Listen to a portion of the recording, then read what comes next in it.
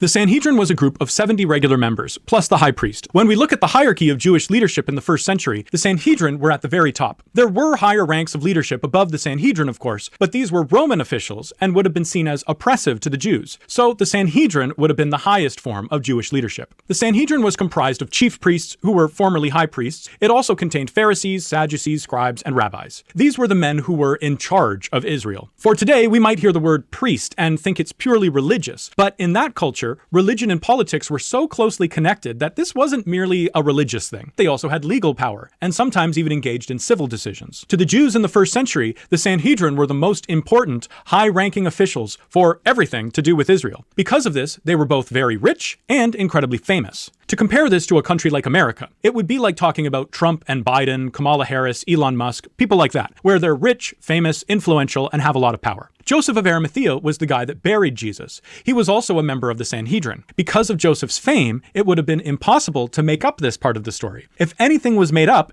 people could immediately call it out as false, because Joseph of Arimathea was so well known. Imagine trying to convince someone today that George Bush is a mythological figure and doesn't actually exist. Not only would this be an insane thing to attempt, but people would immediately contradict it. Because of this, Joseph of Arimathea being on the Sanhedrin actually gives us extra reason to trust the burial of Jesus and that his tomb was found empty.